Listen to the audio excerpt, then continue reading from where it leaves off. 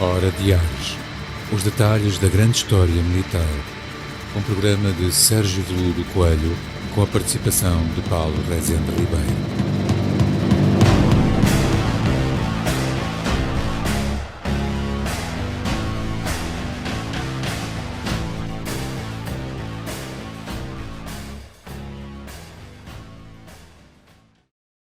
Saudações, bem-vindos a mais um Hora Diários.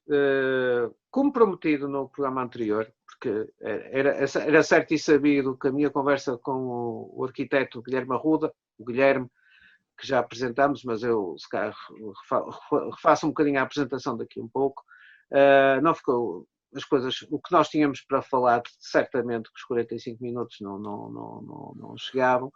E então trouxemos para uma segunda parte porque há aqui aspectos interessantes que vão de encontro à nossa nova estratégia, como eu referi, já venho referindo anteriormente, de apresentar projetos, mas não só, estabelecer o diálogo e o debate acerca de projetos e se calhar ideias, porque eu penso que no programa anterior até foram lançadas ideias para o ar, um bocado conspirativas. E é daqui do diálogo que nasce por vezes sugestões para um lado, sugestões para o outro, e é isso que nós queremos que o programa seja.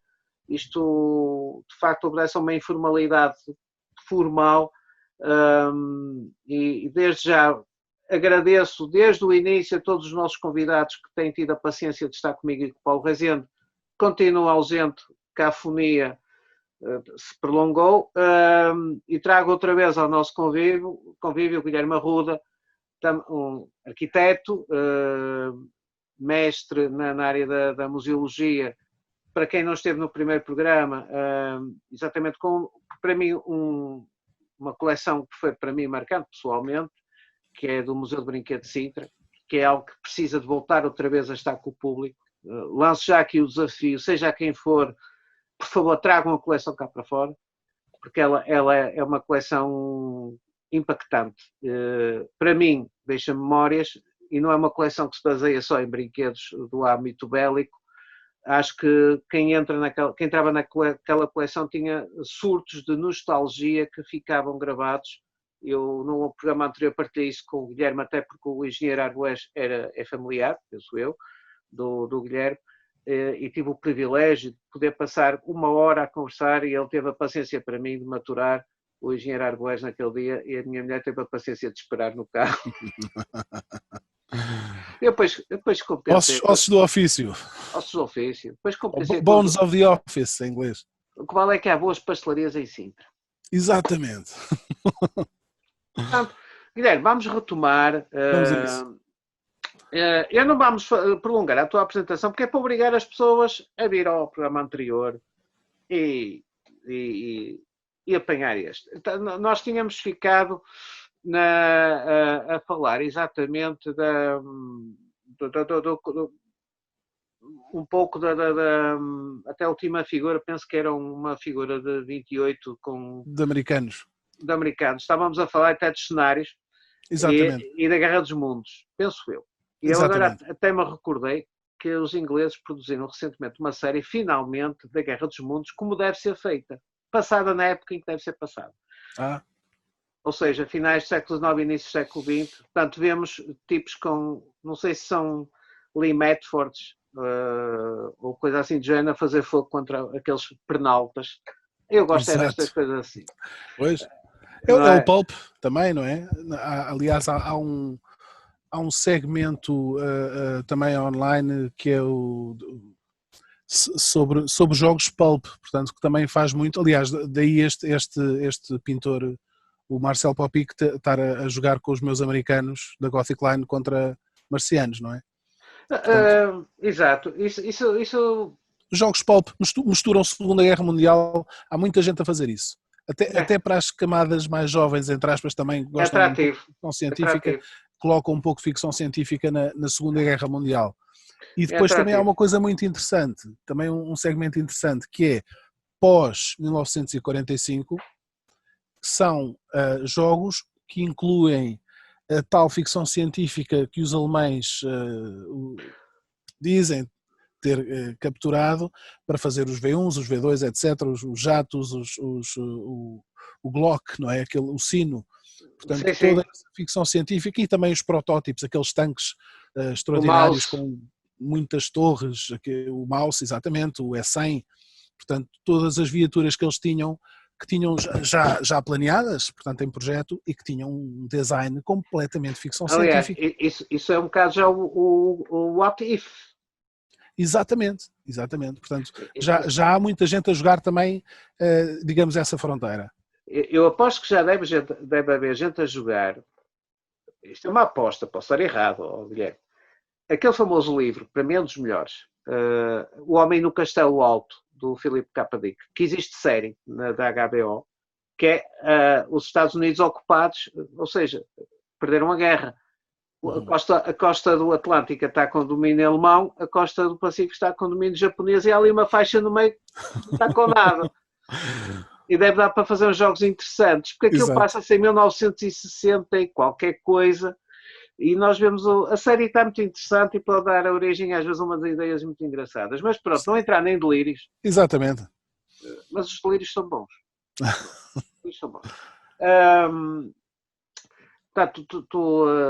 Tu tens a tua marca Gothic. Gothic Line Miniatures. Gothic Line Miniatures. Que eu penso que tu poderás partilhar, conseguirás aceder se quiseres compartilhar na tela a página do Facebook. O que eu gostava de sugerir, sobretudo, é que as pessoas juntassem ao grupo, quem quiser, quem tiver interesse, esteja a ver o programa. Nós temos uma página no Facebook que não é da Gothic Line Miniatures, portanto é a Bolt Action Portugal. Eu vou tentar aceder. A Bolt Action Portugal é um pequeno grupo de jogo, obviamente dedicado ao Wargaming. Não vamos ter só a Segunda Guerra Mundial, embora tenha começado por ser a Segunda Guerra Mundial, para o sistema de regras Bolt Action, que é internacional e que está em todo o mundo, por isso é que nós estamos a usá-lo e que é bom, é um bom sistema de regras. Não tenho nada contra os outros, já joguei Rules of Engagement, outros sistemas. Este sistema tem a vantagem de ser internacional, portanto está muita gente a usá-lo. Como estávamos a referir, portanto, a Bolt Action tem o seu campo de ação tem sido um pouco a Segunda Guerra Mundial, etc. Mas sem Guilherme tens outros projetos. Exatamente. Também para o 28. Também para o 28. E não só, eu gosto muito de colecionismo, como eu te falei. A nossa ideia é termos digamos,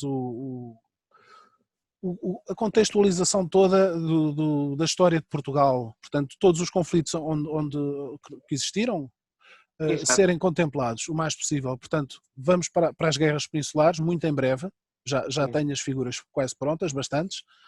A guerra civil também, a parte do remexido e também em cima o cerco. Portanto, toda a história onde nós podemos estar, até Viriato, percebes? Portanto, a ideia é de facto espalhar é um dos pontos interessantes do Wargaming, é nós viajarmos um bocado no tempo. Portanto, essa viagem no tempo, essa pesquisa, é que dá muito, digamos, o gosto por este hobby. Eu iria dizer que, por exemplo, a Guerra Peninsular já fez o bicentenário, mas continua a ser é amplamente jogado a nível ibérico e europeu. Exatamente. Nós que frequentamos as páginas de Facebook, já nem dizemos os blogs nem os sites, portanto neste momento são plataformas operacionais, mas as redes sociais de facto trazem-nos desde os dioramas, não, os wargamings de Waterloo, que não necessariamente com a vitória do Wellington, não é? Porque é o que o Wargaming por vezes traz com a aplicação das regras, a história pode levar um turnaround. Completamente. É que não é vinculativo, é Tarawa, os fuzileiros vão ter que sair dali da praia. Pode não acontecer. Em termos até estratégicos de marca, a questão da guerra civil que tu abordaste, é preciso ter em conta uma coisa. Nós entramos em 2020, não está a ser o 2020 que nós esperávamos que fosse, claro. Mas a verdade é que entrou o bicentenário do pronunciamento militar, revolução. Eu fiz um programa sobre isso para a reitoria da Universidade do Porto. sobre o bicentenário do 24 de agosto de 1820. Logicamente, e faço parte da comissão que se formou na cidade de Porto, vários parceiros, portanto, Direção Regional Cultura do Norte, Irmandade da Lapa, Santa Casa da Misericórdia de Porto, Exército Português, Museu Soares Reis, chama-se o projeto Porto Liberal, ou Rota Porto Liberal, em que nós, logicamente, acabamos por ir absorver o quê? Não só 1820, mas a Guerra Civil, porque ninguém vai esperar por 2032. Sob pena de estarmos ou com Parkinson, ou com o senhor alemão, como é que ele se chama? O Alzheimer. Ou com outros interesses. Ou com outros interesses. É melhor. Exatamente. Pronto. Imagina que dedicarmos ao surf e fomos para as ilhas. Exatamente. Estamos aos 80 anos. Lá vai. Pronto. Exatamente. Lá vai. Exatamente. Ou seja, tudo se compacta e não é nada de estranho. De facto, tu investes neste momento num tema, porque o tema da guerra civil e do liberalismo está a ser muito tratado, vai ser retratado, aqui. É preciso estudar tudo de novo. Até os teatros de operações militares é preciso. Estou a fazê-lo e estão outros a fazê-lo. É uma coisa que faz falta. Claro. São as figuras, porque há uma riqueza uniformológica na Guerra Civil, que é uma coisa... Eu sei que é uma guerra civil. Durante muito tempo, por exemplo, os militares que estavam na história militar, durante muito tempo, e não bem muitos anos, não gostavam de tratar o tema, porque achavam que era fraturante. Sim. Era um tabu. E de repente... são todas as guerras civis, não é? Mas a verdade é uma. Penso que nós falávamos isso até a nível de publicações. Quer dizer, os ingleses fascinam-se com as guerras carlistas espanholas. Exatamente. Só porque temos os carlistas lá com os tampos vermelhos. E na deles também, do Cromwell, também há... Também há muitos wargamers a fazer essa época. E também estão-se a fixar muito no papel deles na Guerra da Seção de Espanha. Exatamente. Em Blenheim. E agora estão a descobrir a Guerra Civil Portuguesa porque não tinham ideia que havia tanto inglês que tinha vindo para cá. Os da Guerra Carlista são os que estiveram cá. Como eu cheguei a explicar, a dizer, não receberam e foram para a Espanha. Pronto, basicamente. Mas vieram com os seus uniformes. Isto há um potencial de figuras, como tu trabalhas, muito giro, porque os uniformes são bonitos. Os uniformes de 1830, uma parte ainda vem do como é que se costuma dizer, do vintage da Guerra Peninsular, que já eram bonitos, mas estes são muito mais bonitos porque é o período romântico. Portanto, eu prevejo que possas fazer aí um naipe de figuras para o Black Powder, ou para regras que tu venhas a criar. Outros sistemas. Outro sistema, mas sim. A ideia é essa, portanto, termos figuras para várias épocas da nossa história, desde, como eu falei há pouco, desde o Viriato até hoje, portanto, não vou ficar só na Segunda Guerra Mundial. Já tenho também preparadas miniaturas à escala 1/32 para colecionadores. Está claro que é muito difícil produzir 1/32, como eu produzi para o Museu do Brinquedo, para o meu tio Urbés Moreira, porque são figuras muito grandes. Exigem muito estanho.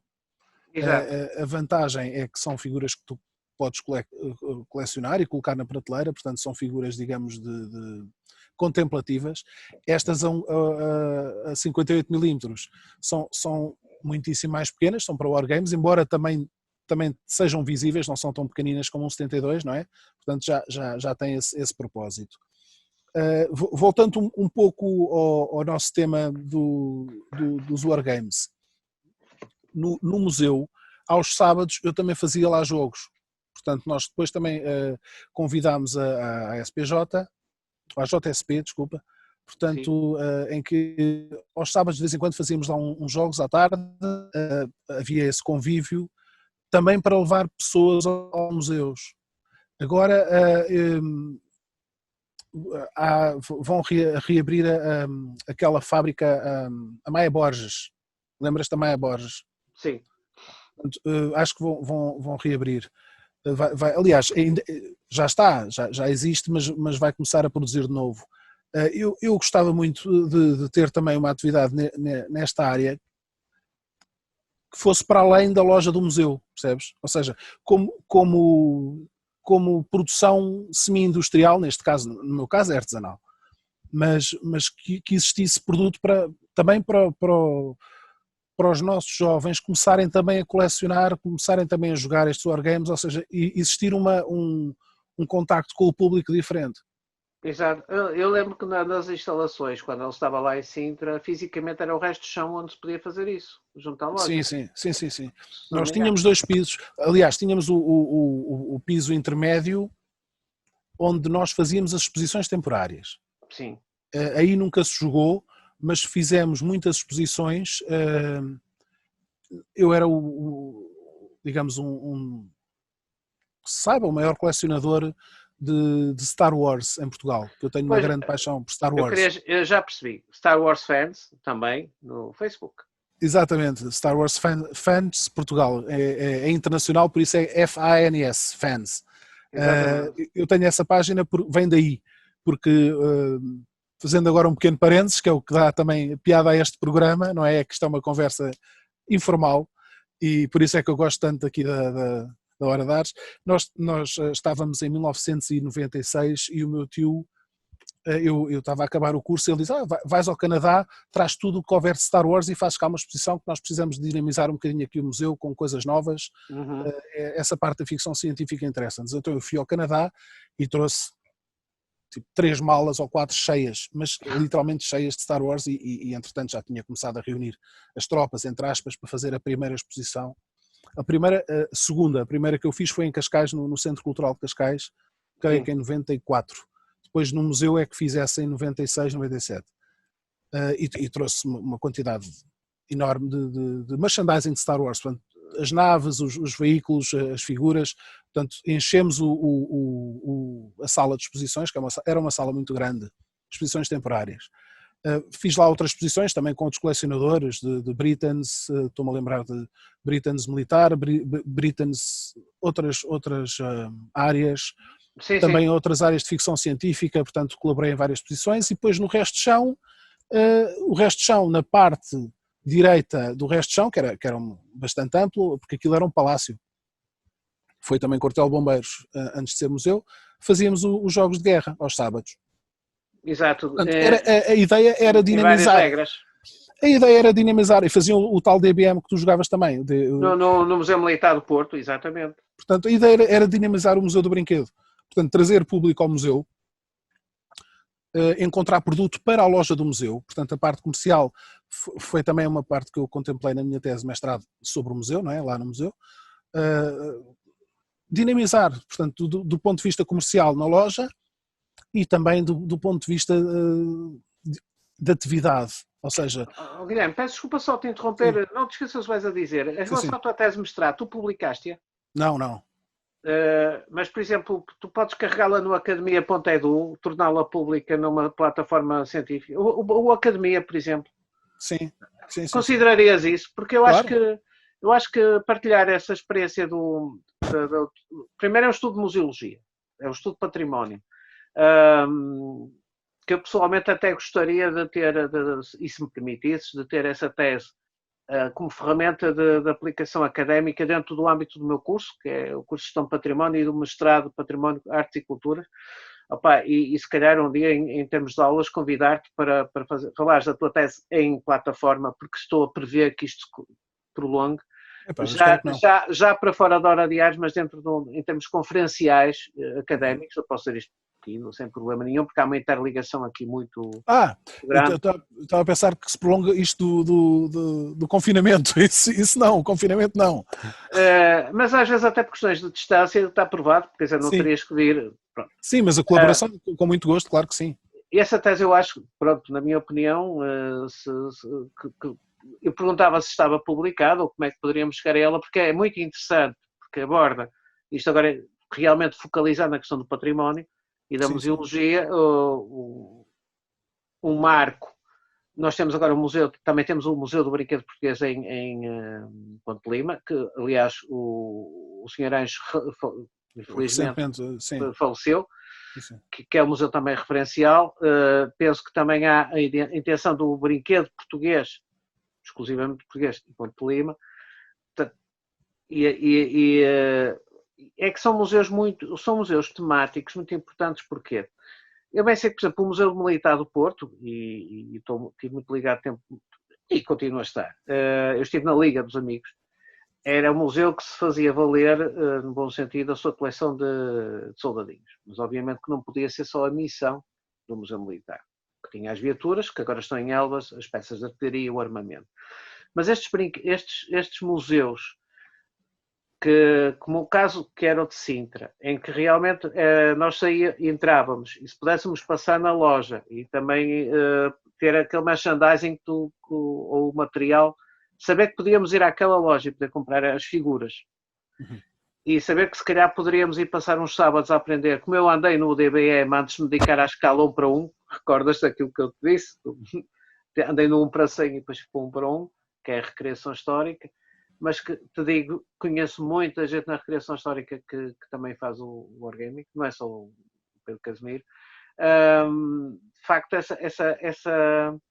a importância de se calhar um dia consideras partilhar a tua tese nas plataformas. Tenho muito gosto, com certeza, e colaborar, com certeza que sim.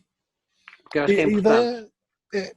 É porque os nossos museus também têm que receber um pouco de oxigênio novo, percebes? Nós precisamos nós estamos sempre a pensar em museologia e estamos sempre a pensar como é que vamos, digamos, chamar o público em geral aos museus e como é que nós podemos dinamizar em termos comerciais a loja dos museus, percebes? A produção dos museus e os museus serem também não apenas digamos, uma fronteira expositiva, terem também uma faceta comercial e interativa com as pessoas. Eu acho perfeitamente legítimo. Quer dizer, uma das coisas que me fascina são as lojas, as shops dos museus ingleses.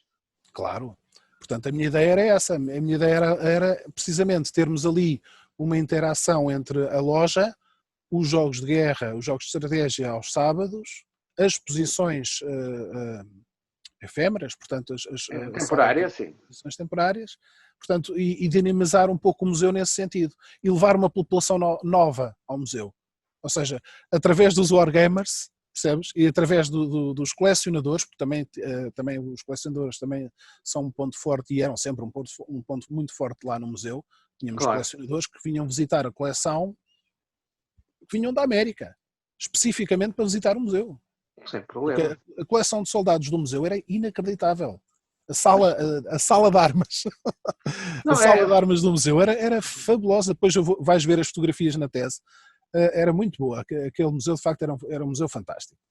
E então a minha ideia era, de facto, ajudar o museu o mais possível, tanto na parte dinâmica, comercial e também lúdica. Portanto, tentarmos trazer o museu para outras fronteiras e, obviamente, sendo um apaixonado pelos wargames e pelo modelismo e por toda esta área do colecionismo também, tentar dinamizar aquele museu, aquele espaço e trazer mais público para o museu. Hoje em dia, temos isso em todos os museus. Temos museus fantásticos de arqueologia em Portugal. Fantásticos. Sim. Como tu sabes, temos museus. Houve digamos, uma corrida aos museus nos anos 90, que abriram muitos museus. E agora é preciso dar de facto, esse salto qualitativo para transformarmos os museus num espaço também espaço de interação. Sim. E, aliás, eu falando com um amigo meu, que está noutro museu aqui do Porto, os museus também têm que se preparar para o desafio destas eventualidades. É virtualizar a coleção. Exatamente. Virtualizar. E não é nada do outro mundo, porque a última vez que eu visitei um museu inglês, sabes o que foi? Foi o Belfast. O Cruzador. Portanto, aquilo é do Imperial War Museum. E eles já há uma série de anos que virtualizaram a visita pelo Cruzador que está no Tamisa. E tu vais à Torre de Tiro, vais aos elevadores das granadas para as torres, quer dizer, não substitui o presencial, mas logo se possa. Claro. Voltando um pouco à parte dos wargames. Exatamente. Ora, nós estamos a falar no contexto dos wargames, ou seja, quem tiver a ver este programa vai reparar que nós falamos muito de museologia, mas o fio condutor é os wargames. Eu estava a falar que fazíamos wargames lá no Museu do Brinquedo de Sintra, como também fazem wargames em vários museus, no museu no Museu de Marinha, no Museu Militar de Lisboa, etc. Sim, faz Portanto, isso. não é inédito. Agora, o que acontece... Na Academia Militar? Na Academia Militar também. O que acontece aqui é que muitos dos wargames são feitos em lojas. Aí temos um problema, é porque a loja é um espaço comercial que precisa de existir como digamos, como loja, e nem todas as lojas estão preparadas para ter, sei lá, 5 ou 6 mesas de 2 metros por 1,5. E estás concentrado. E entre o cliente. Exatamente. Portanto, temos ainda essa questão, a parte comercial dos wargames, não é? Portanto, o que nós estamos a notar é que existem algumas lojas de wargames em Portugal, não muitas, existem poucas. Normalmente são dedicadas àqueles jogos de cartas de ficção, de fantasia. Sim. E esses jogos de cartas não são wargames. Os jogos de fantasia... Os D&Ds, o Dungeons and Dragons... Sim, não é bem também a minha praia, são RPGs. São RPGs. Há bastante. Até já no Porto até começa já algumas. Tem um público... Porque tem um público jovem que adere mais, percebes? E aqui o problema é esse público, depois a partir de uma certa idade, chegando aos 30 e tais, 40 por aí, já vai ter algum interesse na parte histórica. Então já regressa ou à Segunda Guerra Mundial, ou aos napoleónicos, ou aos medievais, ou por aí fora, Antiguidade Clássica, romanos, por aí. Portanto, a situação será, lá está, se possível, termos essa relação com os museus para também captar esse público, porque é um público muito disperso, não é tão fácil. O museu ser um polo agregador. Exatamente. Portanto, como eu estou aqui a falar entre a loja e o museu, portanto, as lojas particulares que existem em Lisboa, no Porto, Coimbra sim. também, não têm tanta força, digamos, positiva que terá o museu, percebes? Pois. Portanto, eu achava que era importante, como eu fiz essa pesquisa para o Museu do Briquendo, na altura para ajudar o museu a ter mais dinâmica comercial, a ter mais força também em termos de público, mais bilheteira, no fundo, ter mais bilheteira. Sim, é sustentabilidade. Exatamente, porque aquele museu vivia da bilheteira, rigorosamente. Portanto, ir um pouco por aí. Se bem que os museus também não é tão fácil como isso, entrar no museu por essa porta, percebes? Mas pronto, é uma ideia, fica aqui, as pessoas agora nas suas terras, onde estiverem, se tiverem relação com os museus, pensem nisso. Eventualmente para a parte também da Guerra Peninsular, que falávamos há pouco, também da Guerra Civil. Portanto, sim. Fica aqui o lançado o desafio. Aliás, isso até pode ser profícuo a nível do Wargaming, é as regras, porque pronto, é Black Powder, mas pode-se criar... Temos também outros amigos que estão a criar regras. Exato. E pode-se traduzir. Pode-se traduzir. O ideal é traduzir, sim. Porque é sempre melhor lermos na nossa língua, não é? Pronto, hoje em dia muita gente lê inglês, obviamente. Porque há pequenas situações que as pessoas são muito... Temos aquelas pessoas, e bem, que seguem as regras de uma determinada forma até bastante estrita, e depois há ali aquelas pequenas partidas da língua, da translação da língua, e depois tem que ser realmente clarificado para o português. Acessórios, porque ao fim e ao cabo... Pois, sim, mas por acaso... Peças de artilharia. Pois. Fazer cenários. Sim, os cenários, essa questão então é quase um entrave em geral. Porque ocupa imenso espaço, já viste? Por isso é que existem depois aqueles clubes onde as pessoas de facto guardam as suas coleções de cenário, guardam as cidades, as casas por aí fora. Eu recomendo as pessoas fazerem algum cenário, se fizerem, façam tipo aquelas bonecas russas em que vão saindo as pequeninas das maiores. Exatamente. E então arranjar maneiras. Imagina que é um cenário de Cerco do Porto. Quer dizer... São baterias, aquilo depois quando começares a explorar o tema, são baterias fechadas, mas tem ali, pronto, algumas situações como combates de infantaria, mas vai acabar por correr um bocadinho dentro de como é aqueles combates de Segunda Guerra Mundial dentro de, por exemplo, no caso das Ardennes, em França, vão para aquelas aldeiazinhas, as pessoas vão se acabar por confrontar com isso, que é claro. Com a casa portuguesa. Isso pronto, acho que podemos dizer aqui, o Nuno anda a estudar isso. Claro. Pereira. O Nuno Pereira, da Kings Carbine, anda a fazer estudos. Ele tem estudado bastante os cenários, a questão da cenarização. Exato. Ele está a tentar ter os cenários. O Nuno, que me desculpa, eu estou a falar do nome dele, mas também ele vem cá parar, portanto não há hipótese. Ele tem feito um bocado a abordagem, até os feitos estudos em 3D, de tentar ter os cenários o mais reais possível para a situação, por exemplo, que é a guerra civil, ou seja, o que é a casa portuguesa, não é a casa portuguesa com certeza, mas o tipo de arquitetura. No fundo, quer dizer, isso, estás a ver a tal transversalidade que o Wargame traz. Eu tenho uns amigos que têm um grupo, aliás, um deles é um grande amigo meu que está a fazer também aqui a tradução das regras, o Francisco Rei, que é o Sérgio, também Sérgio, creio que Tavares, da Model Step. Model Step, sim. Exatamente. Que também estão a fazer isso, e estão a fazer isso de uma maneira muito interessante, que é os cenários em diorama. Tem a ver também com algum wargaming, mas usam as peças do wargame para fazer o diorama. E eu também vou ter... Sim. Portanto, eu também vou contactar muito com eles agora para esta parte das guerras peninsulares. Vou contactar com eles, obviamente, porque somos aqui da zona e somos amigos, e tenho também interesse que eles venham para o projeto também da Guerra Civil. Portanto, eu acho que sim. Porque isto é bom fazer as coisas em equipa. Neste caso, somos um país muito pequeno, não é? Somos um pequeno país, então quanto mais pessoas trabalharem no projeto, melhor. E eu vou convidar, obviamente, vários players, digamos assim, de várias áreas, mesmo que não sejam wargamers. Podem ser da área do modelismo, podem ser de outras áreas, da área de história, da área de museologia, etc. Até pronto, de arqueologia. Portanto, a questão é estas áreas serem multidisciplinares e de facto termos, termos uma abrangência que beneficie todos, não é? Neste caso neste caso era para beneficiar o museu. O museu por enquanto está em armazém, não é? Portanto está ainda em Sintra, creio eu, mas ainda não sabemos para onde irá. Eu gostaria de tomar a liberdade, eu não costumo anunciar o nome dos programas, mas eu gostaria de pedir a permissão para que este programa seja dedicado ao Museu do Brinquedo de Sintra. Um alerta, se me permitires.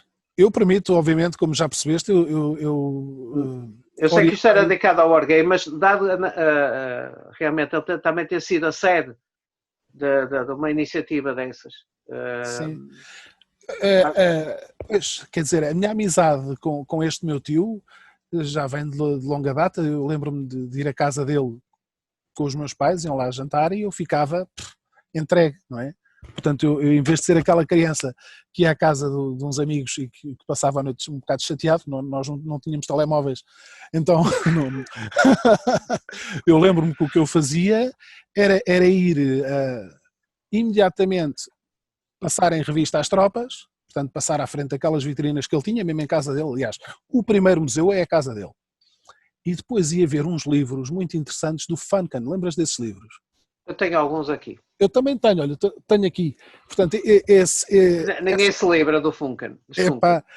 Muito bom. Então o que eu fazia era, na altura, chegava lá, passava em revista às tropas, via todas as vitrines e depois então ia para a biblioteca. E eram noites fantásticas. Pronto, depois o museu passou por uma casinha em Sintra, ao pé da igreja, uma casinha pequenina, e depois então foi convidado a ir para as novas instalações no quartel dos bombeiros antigos de Sintra. De facto, eu gostava mesmo que me autorizasse este segundo programa, pelo menos como título, invoca o Museu do Brinquedo em Sintra. Nós estamos quase a chegar à hora de terminar e eu ainda te queria fazer aqui um tópico que é a indústria dos wargames, as lojas e o problema do 3D. Das impressões 3D. Ainda temos aí uns minutos e também se ficarmos um bocadinho seremos perdoados pela rádio Transforma. Está bem. Então pronto, em relação à indústria, nós temos aqui uma questão interessante para debater muito rapidamente. Temos o plástico e temos o metal. Eu tenho um grande amigo já com uma certa idade, americano, que nos fóruns diz que, em defesa do metal, que metal soldiers fight better. Ou seja, os soldados de metal têm muito mais poder combativo e realmente é verdade.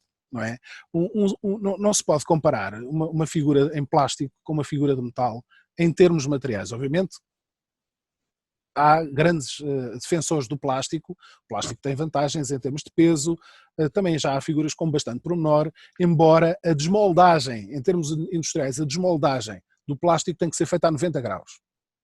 Portanto, tu não podes ter um molde em borracha de silicone que envolve a peça e que faz a desmoldagem neste sentido no plástico, porque isso não acontece porque é metal. Portanto, a desmoldagem no plástico é assim, a 90 graus. Então, obviamente que os modelos em plástico, as figuras em plástico são muito boas, mas em termos de desmoldagem tem essa desvantagem. Eu gosto mais de metal, mas tenho ambas. Mas pronto, isto em relação à indústria uma pequena parte. A peça de metal também adere melhor, passa a expressão, tem melhor posicionamento, por exemplo, num jogo. Um piparote, ela não vai logo ali. Isto é o trauma dos pequenininhos que caem todos. As pessoas gostam, mas gostam mais de plástico, outras de metal, isso varia um pouco o gosto. Eu prefiro 1000 vezes ter uma peça com algum peso e tem muito mais valor. Tem mais valor, uma figura em metal tem mais valor comercial do que uma figura em plástico, obviamente. Não é? Pois em relação ao 3D, muito rapidamente, eu não sou grande apologista do 3D. Por enquanto. Mas se me apresentarem, eu proibi, não é uma palavra que eu gosto, mas eu não gosto que digamos que publicitem muito as miniaturas em 3D feitas em casa, em máquinas, em impressoras 3D ainda um pouco, digamos, rudimentares, porque a peça não sai com qualidade. Sai sempre com linhas de printagem, com várias linhas de printagem, então essas linhas são sempre aparentes, por muito spray primário e tinta e lixagem que se faça, a peça nunca vai ter qualidade. O cano digamos, os canos vão ser sempre demasiado grossos ou demasiado finos e vão-se partir com facilidade, há pormenores que vão à vida, portanto, normalmente as lagartas são sempre mal feitas, muitas vezes são ampliações da escala 1/100 para a escala 1/56, o que também, obviamente... Distorce. Portanto, eu não sou nada apologista. Agora, se forem peças de qualidade, tudo bem, encantado da vida. Aí, tanto se me dá, se for em 3D ou em plástico ou em resina. Eu prefiro, lá está, outra vez. Depende dos consumíveis. Os consumíveis, porque eu contava-te no outro dia que na minha faculdade, na Escola Superior de Educação, temos lá printers 3D, mas de grande dimensão. E estamos a fazer as experiências com um colega, o Rui Oliva Teles, de fazer prints de monumentos portugueses, mas para serem manuseados por invisuais. Portanto, cegos. O termo é mesmo cegos. Em que eles vão ser... uma das provas até foi feita com a Torre de Belém. Aquilo tem que ser trabalhado um bocado a nível de contenção de pormenores, porque o excesso de pormenor baralha. Tem que ter... Há uma gestão ali, depois no ficheiro, em que isto não é assim tão... eu chego ali, imprimo o Castelo de Guimarães e eles vão ficar todos contentes. Cuidado, o excesso de pormenor pode baralhar a percepção do tacto. E vi algumas provas com consumíveis, temos lá vários tipos de consumíveis, e ele dizia-me, esse meu colega e amigo, alguns consumíveis, nós tiramos uma prova, mas não se pode, é impensável deixar ao calor, não é ao sol, ao calor, porque vai ganhar distorção. Portanto, eu estou a imaginar com facilidade um Sherman ter um problema de, olhem, desculpem, de a questão a peça murchar. Mas mesmo que não seja essa a questão, imagina que eles substituem digamos, a parte visual interessa muito nestas coisas, ou seja, se tu tens uma miniatura com péssimo aspecto, percebes, bem pintada, mas que é uma má miniatura, vai ser uma má miniatura, e as pessoas estão a investir o seu dinheiro e o seu tempo em algo que não tem qualidade. Então eu prefiro 1000 vezes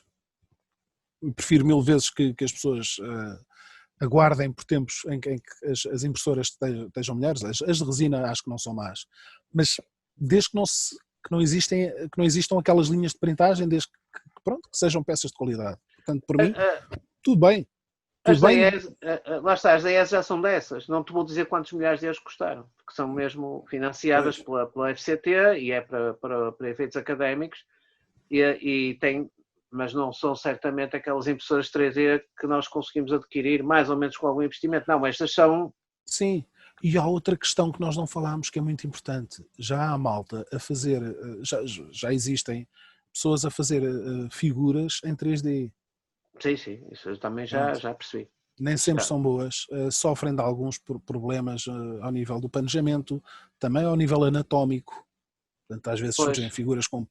Porquê? Porque as pessoas que são informáticos, isto é como a arquitetura. Agora, voltando à arquitetura, tu tens hoje em dia pessoas, e já desde os anos 90, que não são arquitetos a fazer arquitetura porque são informáticos.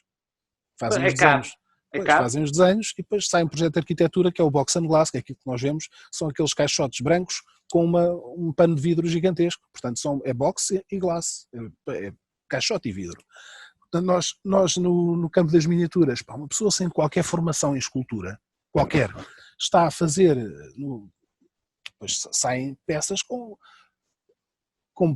pormenores, ou seja, com grandes erros anatómicos e também ao nível do material, porque são leigos, portanto são pessoas que sabem muito bem a sua profissão informática, mas que depois traz essa desvantagem. Exato. Portanto, eu prefiro a escultura feita à mão, pela mão humana. Exato. E pronto, mas lá está, preferências.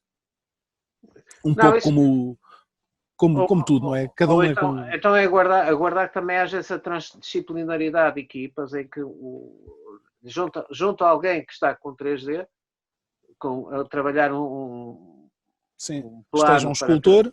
Esteja um escultor que dê, mexe ali, mexe acolá, e depois que também os consumíveis, que estão a evoluir rapidamente, os consumíveis estão a evoluir para polímeros de alta resistência, pronto, já existem.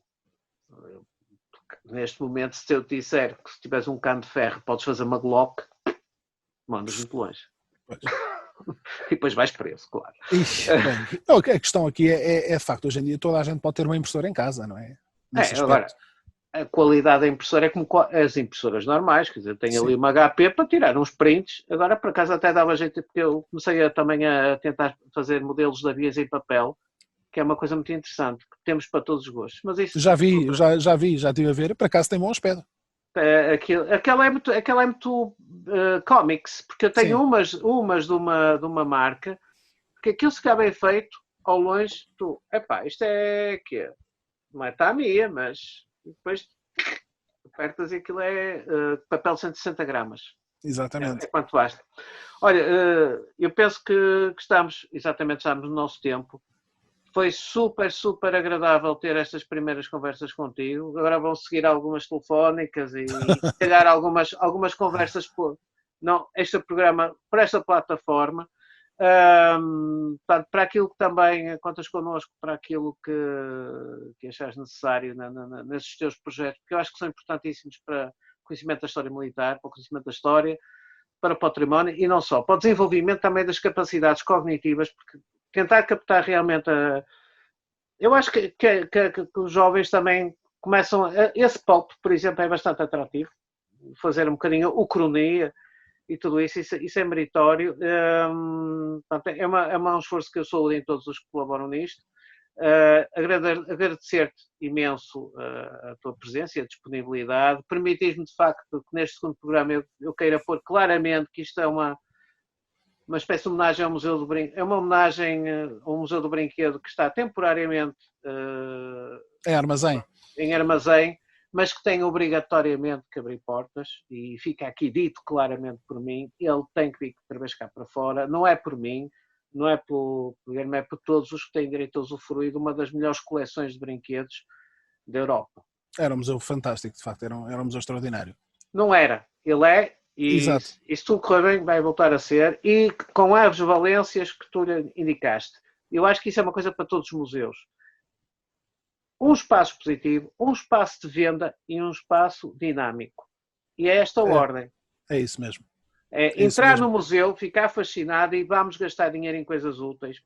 Por amor de Deus, ele também está lá para ser gasto. Pode ser um museu do brinquedo e podemos ter peças de arqueologia. Foi isso que eu tentei fazer em termos comerciais e em termos de expositivos, que também vinha um pouco na esteira das exposições de Star Wars. Exatamente. Portanto, a tentativa foi essa, portanto, fazer um programa que beneficiasse o museu e o público em geral também, ao permitir esse convívio, percebes? Portanto, ao permitir essa fruição, portanto, dinamizar o espaço museológico, seja ele do brinquedo, mas ainda agora falámos há pouco da parte dos museus arqueológicos que temos cá em Portugal tão bons, de norte a sul, e lá está, um museu de arqueologia também pode beneficiar disto, deste projeto. Certamente que sim. Por isso ficam os nossos desafios, tanto meus como teus, futuras colaborações e começarmos todos a remar para o mesmo local. Isto não tem que ser utópico. E também dizer que se consegue jogar a 2 metros de distância cada jogador, comecem outra vez a voltar às mesas, porque o confinamento, se podem fazer uma jantarada, já 10 pessoas dentro de uma casa, acho que já se pode. Eu já ando a pensar fazer uma jogatana aqui em casa. Portanto, pronto, a 2 metros de distância. Eu também vejo fotografias das revistas e normalmente elas até estão a mais. Está um de um lado e outro do outro, a quase 4 metros, quando é aqueles jogos napoleónicos. Sim. Não é por aí. Guilherme, olha, muito obrigado. Obrigado, eu, Sérgio. Foi um prazer contar contigo. Caros espectadores, ouvintes e outra forma de acesso à plataforma, não se esqueçam do sininho. Mais uma vez, desejando as melhoras à afonia do Paulo Rezende e até à próxima Hora de Ares. Guilherme, muito obrigado, um bem-aja, um grande abraço. Muito obrigado. Até à vista.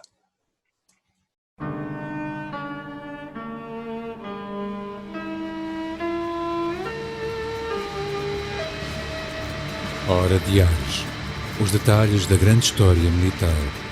Um programa de Sérgio Veludo Coelho, com a participação de Paulo Rezende Ribeiro.